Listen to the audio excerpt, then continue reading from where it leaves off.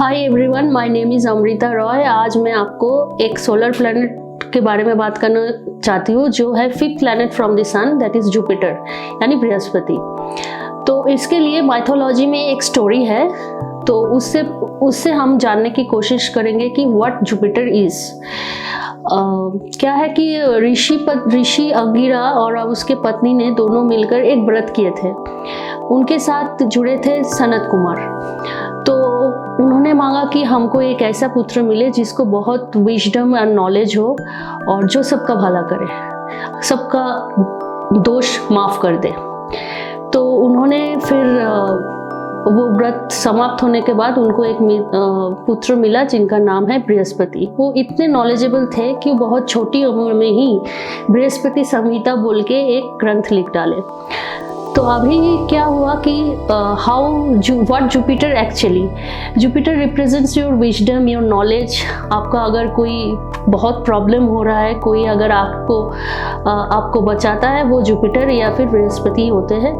बृहस्पति अगर लगन में बहुत अच्छे भाव में रहे अकॉर्डिंग टू एस्ट्रोलॉजी, तो आपके जो सारे ग्रहोदोष है वो कटा सकते हैं, क्योंकि गुरु के आगे किसी के नहीं चलती। गुरु और बृहस्पति इज आवर गुरु। अब बृहस्पति का एक चैरियट है जिसका नाम है नीति घोष। बृहस्पति उसी में, जुपिटर उसी चैरियट में 12 जोडाइक साइन का वो सैर करते हैं और एक साल एक राशि में रहते हैं। तो उसी राशि में अगर उनको घूम के आना पड़े तो 12 साल लगेगा, बिकॉज वी हैव 12 जोडाइक साइन। तो इसीलिए बोलता है कि जुपिटर 12 साल में एक बार ही एक राशि में आता है। जब आता है तो उस राशि या फिर उस लगन में जो भी दोष है, जो भी है, वो निवारण करते हैं। बृहस्पति हम लोगों का जो गुरु है वरदराज, उनके भी पिता है। बृहस्पति का एक बहुत इंटरेस्टिंग कहानी ये है कि उनके एक पुत्र थे कच्छ बोलकर। आप लोग जानने होंगे कि कच्छ और देवजानी की एक अलग कथा भी है। बहुत लवेबल कपल थे कच्छ एंड देवजानी। तो बृहस्पति ने कच्छ को बोला कि आप शुक्राचार्य के पास जाओ, वहाँ पर उनके पास कुछ गुप्त विद्या है कि मृत संजीवनी विद्या, हाउ टू, मतलब आप किसी मृत व्यक्ति को कैसे जीवित कर सकते हो, वो विद्या शुक्राचार्य के पास है, वो जान के आए। तो कच्छ ने क्या किया, शुक्राचार्य के पास गया एज ए शिष्य। शुक्राचार्य को ये बात पता नहीं था। उन्होंने सोचा ये कोई दैत्य ही होगा, क्योंकि शुक्राचार्य इज अ दैत्य गुरु। तो somehow Shukracharya get to know कि he is from Brihaspati's clan. तो क्या हुआ कि समझ आने के बाद तो वो फिर शिष्य नहीं रहे, but Kutch was partly succeeded. वो मतलब कुछ विद्या उनको भी पता चल गया कि कैसे मृत व्यक्ति को जीवित किया जा सकता है। तब क्या किया, तो कच्छ ने जाकर बृहस्पति को वो ज्ञान दिया। तो Brihaspati why he required such knowledge, because he wants की बैलेंस रहे, क्योंकि शुक्राचार्य जो थे वो तो दैत्य गुरु थे। तो सारे अगर डेमन्स अलाइव हो गए तो देवता को खा जाएंगे। तो देवता और गॉड एंड डेमन में कुछ मतलब हमेशा there will be a quarrel, और अगर डेमन का भाव ज़्यादा हो गया तो बैलेंसिंग बिगड़ सकता है समाज में। तो जुपिटर व्हाट वांट्स कि वो इसके जो मृत संजीवनी विद्या है उसको थोड़ा नालीफाई कर दे, उसका इफेक्ट को। तो ही वॉज सक्सेसफुल। तो इसीलिए आज भी पृथ्वी में आप देखिएगा कि भगवान और जो शैतान है उनका एक बैलेंसिंग बना हुआ होता है। अगर शैतान बहुत जागृत हो जाएगा, मैं बोल नहीं रही हूँ शैतान मतलब ऑलवेज कि जो भी है, मतलब आपको गॉड और डेमन में एक बैलेंसिंग के कारक जो है वो बृहस्पति होता है। तो अभी क्या हुआ फिर, हाउ मतलब दे बिकम इनमिकल, क्योंकि देखिए बृहस्पति जो है वो देव के गुरु है और शुक्राचार्य है आपका दैत्य के गुरु। दोनों ही प्रीचर है, दोनों ही बहुत नॉलेजेबल है, बट दोनों को आइडियोलॉजी सेम नहीं है, यही है। तो अगर इसी बात अगर आप मैं अगर आपकी प्रोफेशनल या कॉर्पोरेट लाइफ में जो आपको मतलब रिलेट करना चाहूँ तो ये कैसे हो सकता है, आप देखिए। सपोज मान लीजिए आप किसी के अंडर में एज ए जूनियर ज्वाइन किए हो किसी टाइम पे, और आपने उनके साथ बहुत सारे नॉलेज सीखा। नॉलेज जब सीखा उसके बाद आप उसी को सुपरसीड कर गए।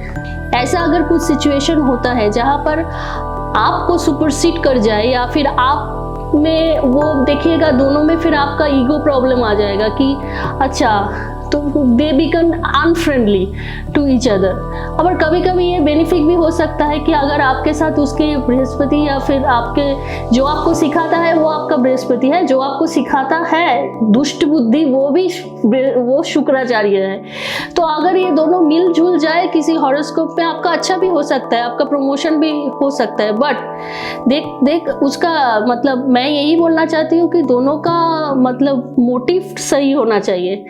तो आप ये भी हो सकता है कि आप वहाँ पर उसी बॉस के अंडर फिर काम करो तो दे बिकम मैलिफिक, आपको बोलेगा कि ये मेरे से ही सीख के मुझे ही फिर काट रहा है। अगर ऐसा होता है तो दैट इज़ डिफरेंट थिंग। आप अगर कच्छ बन जाते हो तो आप तो शुक्राचार्य के कोप में आ जाओगे। बट अगर आप बृहस्पति मिल जाए आपको तो आपको अच्छा हो जाएगा।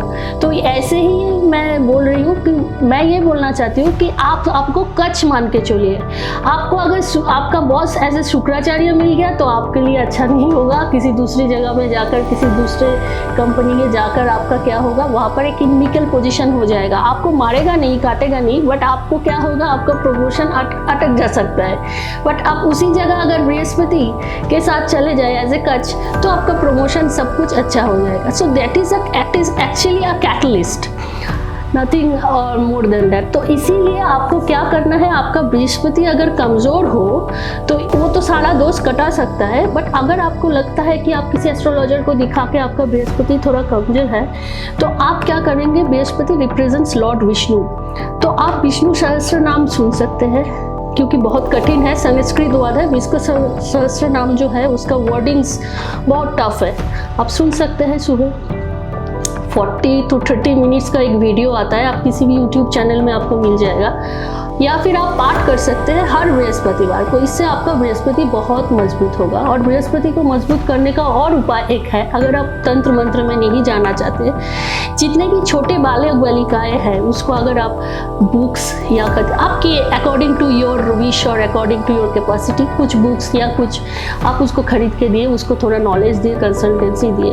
किसी बच्चे छोटे आंगनवाड़ी के स्कूल में अगर आप उनके जाकर किसी भी जगह जाकर उनको थोड़ा एडवाइस दिए कि कैसे पढ़ना लिखना है, कैसा है, जो एज ए टीचर अगर आप कुछ किए तो आपका बृहस्पति बहुत स्ट्रांग हो जाएगा और आपके सारे ग्रह दोष बृहस्पति अकेला ही मिटा सकता है। तो इसी के साथ मैं ये वीडियो इधर ही समाप्त करती हूँ। अगले वीडियो में किसी दूसरे प्लैनेट के बारे में बात करेंगे। ओम नमो भगवते वासुदेवाय।